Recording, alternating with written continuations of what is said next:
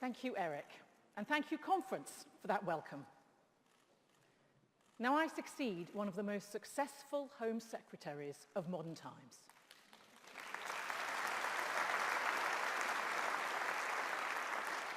You may define success as holding the post for longer than any prior Conservative incumbent since World War II.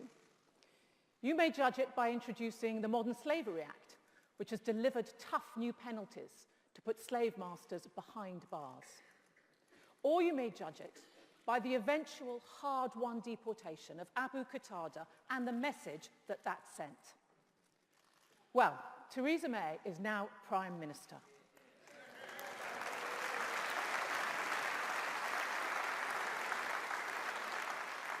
And I am honoured to be Home Secretary in her Conservative-only government.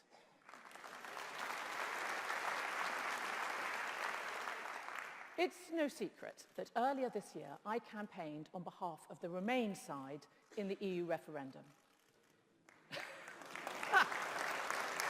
I travelled the country setting out my views and reasons.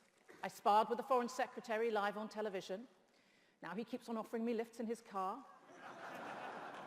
But it comes down to the fact that the British people made their wishes very clear. And I absolutely accept the result.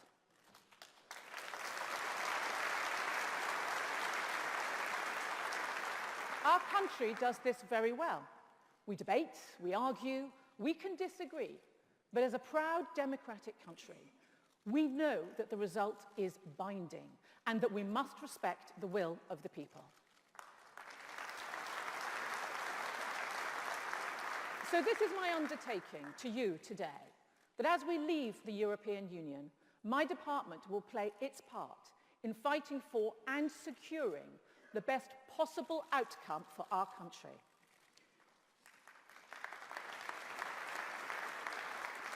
When Theresa May spoke for the first time as Prime Minister, she outlined her desire to tackle the persistent injustices of poverty, the persistent inequalities based on race and lingering class division. It's why this government is determined to build a society that works for everyone. It's why, with Theresa May as our Prime Minister, we will drive through ambitious social reforms. Social reforms that will deliver equality of opportunity. Reforms that define the Conservative principle that the things that matter the most are the talent you have and the hard work you are prepared to do.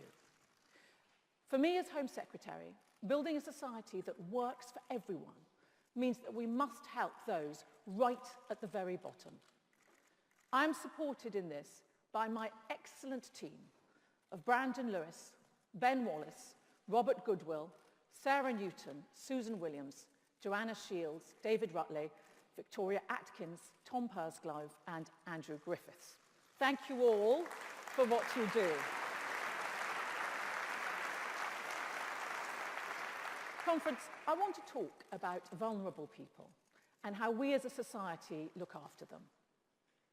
I've met victims of domestic violence, I've met victims and survivors of child sexual abuse, and I've met victims of modern slavery. I know that they carry scars you can see and the ones that you can't. I feel very strongly that as we work to deliver a Britain that works for everyone, it is our duty to help the less fortunate.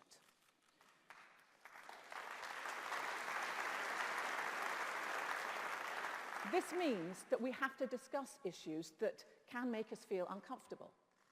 Domestic abuse is still a huge problem. It can mean that home isn't a place of safety and comfort. There is some progress. The volume of prosecutions and convictions for domestic violence are at their highest ever levels. That means more victims are seeing justice than ever before. The same can be said of prosecutions for rape. It's a crime that society now understands far better. Victims are starting to feel more able to come forward and believe they will receive the proper support. We've allocated £80 million to stopping violence against women and girls, to fund rape support centres, national helplines, and operations to promote early intervention and prevention. But many women and men still live in fear of other partners, of their partners. Many women and girls still find themselves in circumstances where they don't think they can say no. What should be a very clear line so often isn't, and there is absolutely no excuse. We and the police have more work to do. It is as much about being clear what behaviours are acceptable as it is about investigation and prosecution. As I said at the outset, my predecessor was responsible for putting in place the first major piece of legislation of its kind in Europe aimed at eradicating modern slavery. It is a barbaric crime perpetrated by individuals who prey on vulnerable men and women, intimidating them into a state of extreme fear, trafficking them from one country to another, ripping them away from their loved ones, stealing any money earned, and reducing their victims' dignity to nothing. The fact is that we are an affluent country. We do not know or do not see the people who have effectively been kidnapped, placed miles from home in squalid conditions, forced into prostitution or back-breaking domestic servitude. If we're really honest, we simply struggle to comprehend that it happens, and that it happens here. This inhuman treatment can be much closer to your homes and work than you think or want to think. As a country, we have to wake up to the reality of modern slavery, and we will continue to lead the global fight to eradicate it.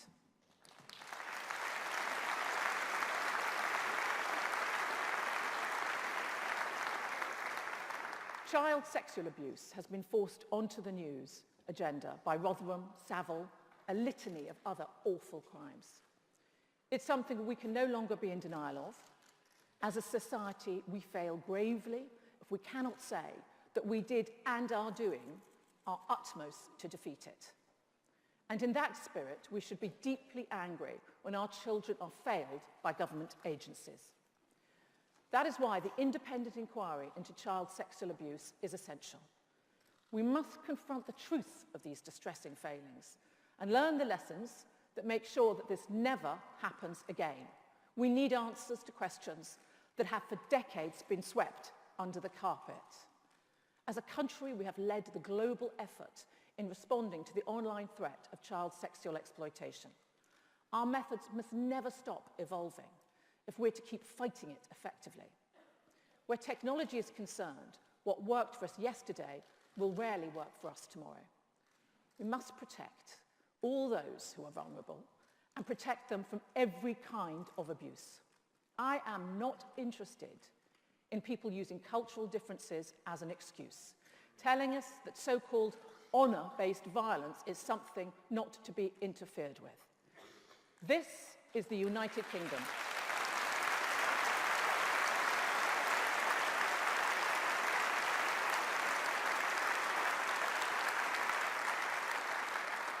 This is the United Kingdom. It has an unequivocal rule of law. If you want to live here, you abide by it, no matter where you come from.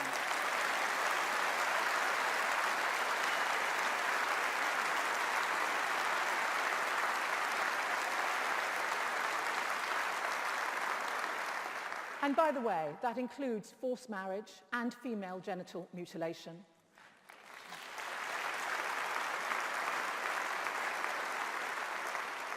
Ending this brutal practice is a priority. We have strengthened the law, introduced a new FGM mandatory reporting duty, and tougher penalties for perpetrators.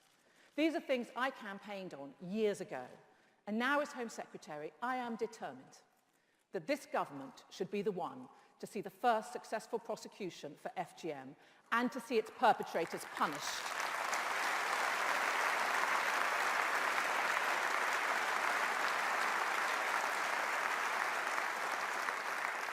But our compassion does not stop at the border. There are vulnerable, unaccompanied children in Calais at risk of people trafficking and abuse. Where those children have a relative in the UK, or it is in their best interest to come to the UK, we are doing all we can to bring them over here.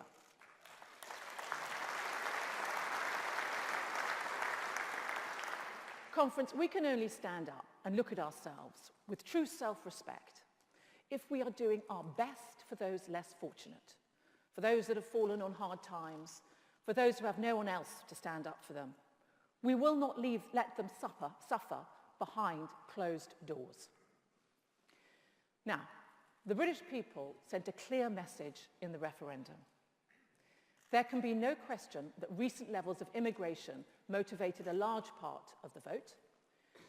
But concerns about immigration did not just spring out of nowhere. 20 years ago, levels of immigration weren't really an issue in British politics. As net migration has risen, that has changed. I've seen why, as a Member of Parliament for the beautiful towns of Hastings and Rye. Thank you, Hastings. Hastings is a seaside town that has experienced relatively high level of migration over the past 2 decades. That's led to legitimate concerns around the pressures put on housing, public services and wages. The Prime Minister recognised this and took action to reduce net migration in the areas she could when she was in my position. And now as Home Secretary, it is my responsibility to do the same and to make sure people's concerns are addressed. As you know, the Conservative Party was elected on a manifesto commitment to reduce net migration to sustainable levels. That means tens of thousands, not the hundreds of thousands. And my commitment to you today is that I'll be working with colleagues across government to deliver this. But I am also here to level with you, Conference. This will not happen overnight. Leaving the EU is just one part of the strategy. We have to look at all sources of immigration if we mean business. Now, a lot has improved since 2010, from annual net migration under Labour rocketing almost fivefold. The Conservative-led coalition stopped 875 bogus colleges bringing in overseas students, tackled abuse of student visas, and reformed the family system. And I would like to recognise my predecessor's actions in driving these changes through. Since then, she has been freed from the shackles of the coalition. Without Nick Clegg and Vince Cable there to hold her back, she passed new Conservative legislation to make sure that immigrants heading to these shores are going to make a positive contribution. And my job is to press on with implementing this legislation. So today I'm announcing that from December, landlords that knowingly rent out property to people who have no right to be here will be committing a criminal offence. They could go to prison.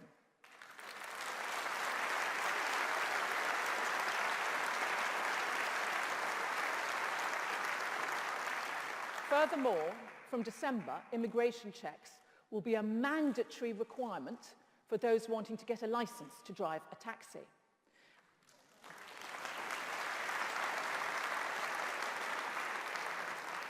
And from next autumn, banks will have to do regular checks to ensure they are not providing essential banking services to illegal migrants.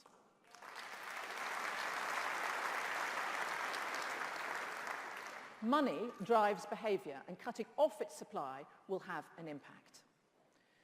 However, the difference between those arriving and those leaving is still too substantial. I believe immigration has brought many benefits to the nation.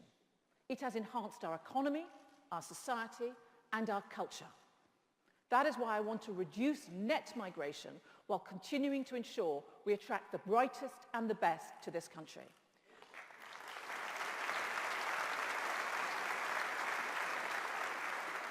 Because it's only by reducing the numbers back down to sustainable levels that we can change the tide of public opinion. So once again, immigration is something we can all welcome. So I can announce today we will shortly be consulting on the next steps needed to control immigration. We will be looking across work and study routes. This will include examining whether we should tighten the test companies have to take before recruiting from abroad.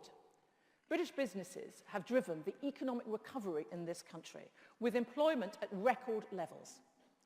However, we still need to do more, so all British people get the opportunities they need to get on in life. The test should ensure people coming here are filling gaps in the labour market, not taking jobs that British people could do. But it's become a tick-box exercise, allowing some firms to get away with not training local people. We won't win in the world if we don't do more to upskill our workforce. It's not fair on companies doing the right thing, so I want us to look again at whether our immigration system provides the right incentives for businesses to invest in British workers.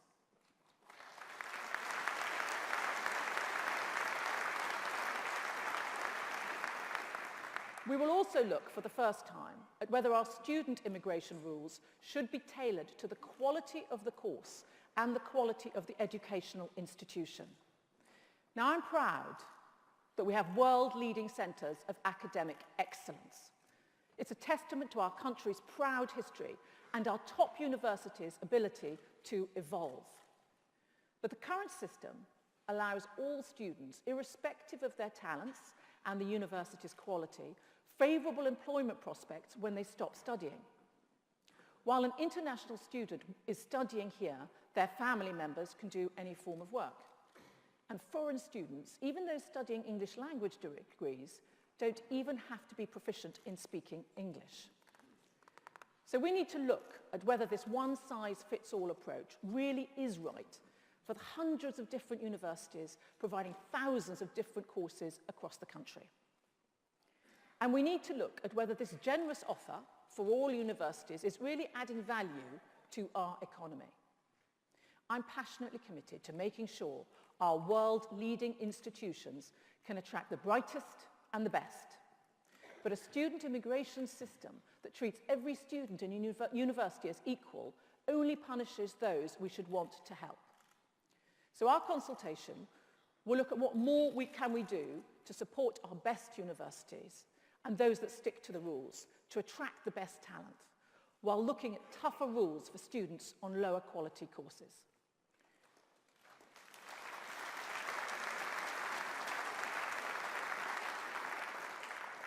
This isn't about pulling up the drawbridge. It's about making sure students that come here come to study. We're consulting because we want to work with businesses and universities to get the next stage of our reforms right. But I also come here today with a warning to those that simply oppose any steps to reduce net migration. This government will not waver in its commitment to put the interests of the British people first.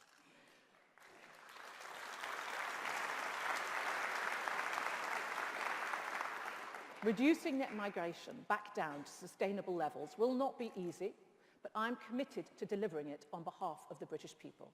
So work with us, not against us, and we'll better control immigration and protect our economy.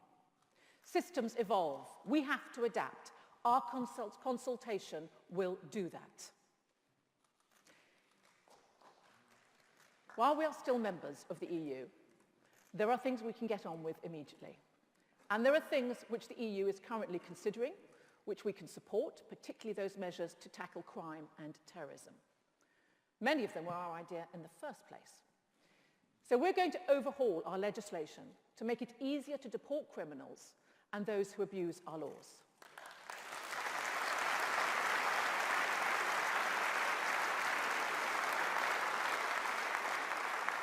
By setting out in legislation what is in the fundamental interests of the UK, we will make it easier to deport EU criminals, aligning their fortunes more closely with those from outside the EU. And, going one step further, for the first time, we will deport EU nationals that repeatedly commit so-called minor crimes in this country.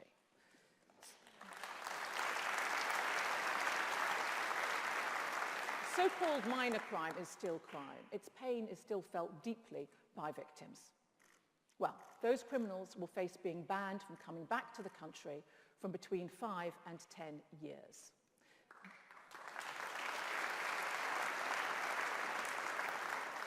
That delivers on a very clear manifesto pledge. And today I can tell you that I will deliver on another.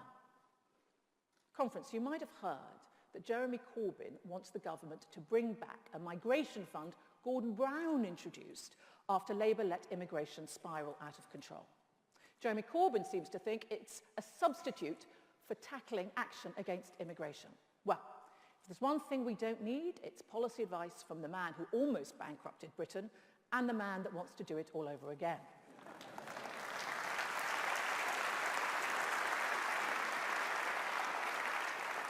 Labour's fund was ineffective and focused funding on migrants rather than the pressures caused by migration. Money was spent on translation services rather than English lessons. Councils were given money to promote recycling rather than the support they needed to ease housing pressures. So instead, we will deliver on our manifesto commitment and set up a new £140 million controlling migration fund designed specifically to ease the pressures on public services in areas of high migration.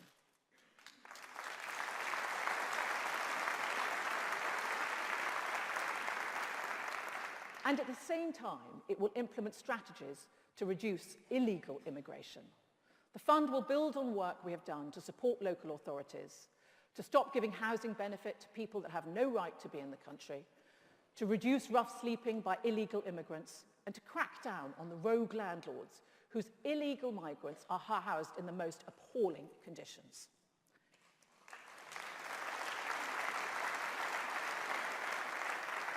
And for those that are here legally, we will provide more English language support, and with it, the obvious benefits of being able to join the way of life in the country they have chosen to call home.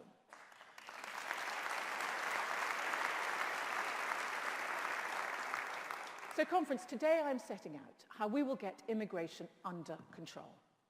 In the long term, by reducing the numbers that come from Europe.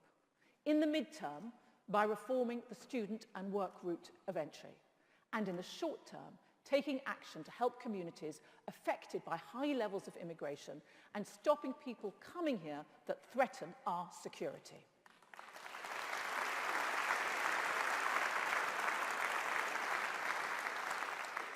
As your Home Secretary, my primary concern is protecting our way of life and delivering the security measures we require to ensure this. In a fast-moving world, we need to move in concert with new technologies and the threats they can pose, adapting our responses rapidly. I want people who seek to damage our way of life to know that we are tireless in supporting the police and the security and intelligence services that keep us safe.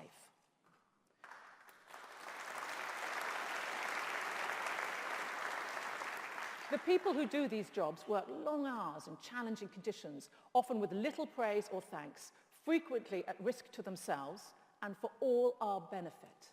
This is the definition of public service, a service that we should all be extremely grateful for.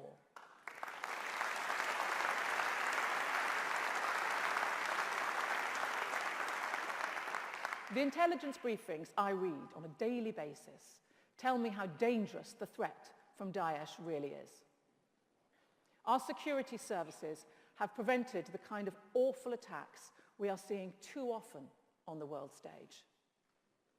My first statement in Parliament as Home Secretary followed the attack on Nice, a crude and primitive act where innocent people were murdered by a radicalised individual. Lives ruined, families broken, France scarred forever. It could have been any of us at a different place, at a different time in a different place. The one clear lesson from this is that international cooperation and intelligence sharing must continue and continue to improve. My counterparts in other countries and I have spoken about this. We have strong cooperation with our European partners, and we are in agreement that there cannot be any let-up in pursuit of those people trying to ruin our way of life or the freedom that defines our society. I spoke earlier about evolving threats, and later this year I'll be publishing the next phase of our counter-terrorism strategy.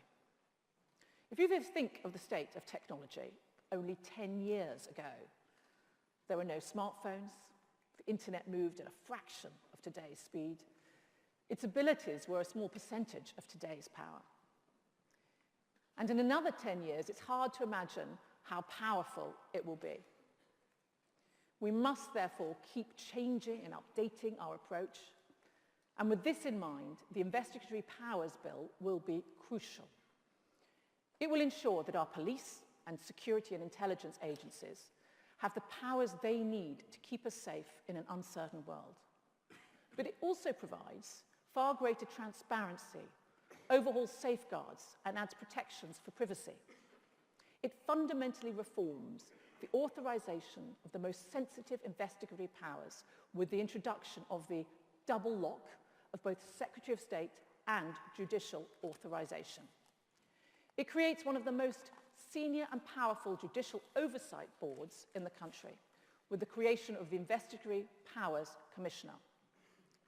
We are also making huge investment in our police and security services, both in monetary terms and with the recruitment of nearly 2,000 additional staff at MI5, MI6 and GCHQ.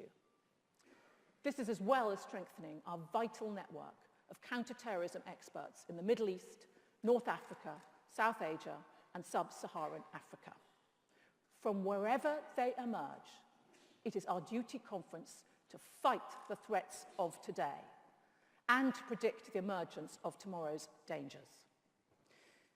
Today, I also want to tell you that we are taking steps to deliver on another manifesto commitment.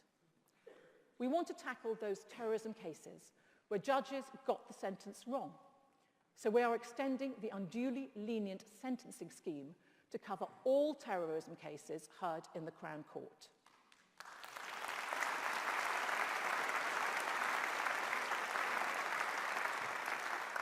To give you, the public, if you believe an error has been made, the right to ask the Attorney General to look again at those sentences.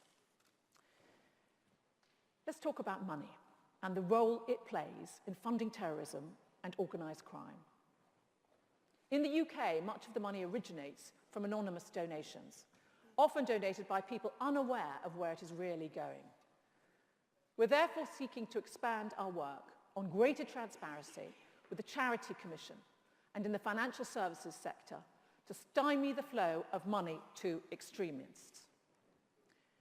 I cannot exaggerate how crucial it is to turn off the funding tap to those who would attack our way of life. To this effect, I will be introducing legislation in Parliament that will tackle criminal finances.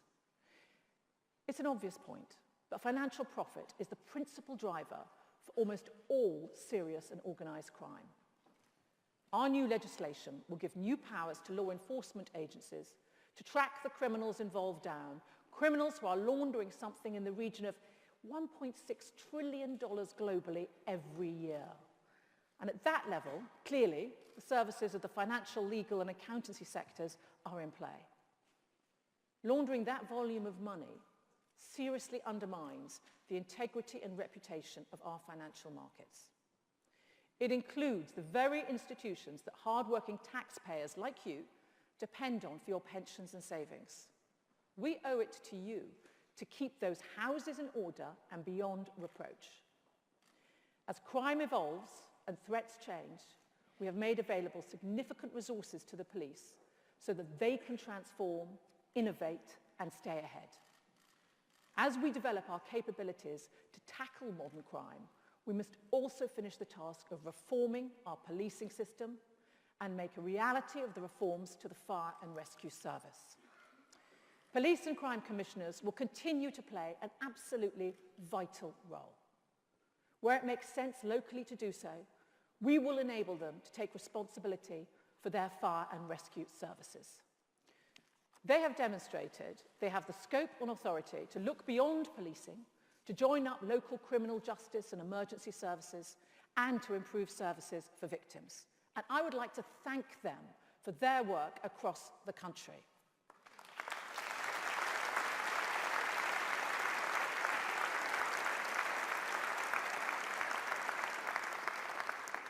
At the end of a long, challenging day in this post, I sometimes reflect on some of the turbulent times that my predecessors faced in office. From the IRA, the Cold War, and over the years, the numerous other threats from terrorism, espionage, and organised crime. They must, in their time, have seemed almost insurmountable, with the gravest of consequences if we had faltered in facing them. But we adapted then, and we met those challenges head-on.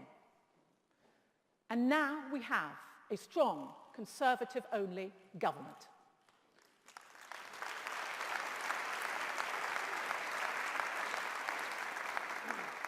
one that puts the greatest value on protecting our way of life, and one that will do whatever it takes to defend it from those who seek to destroy it.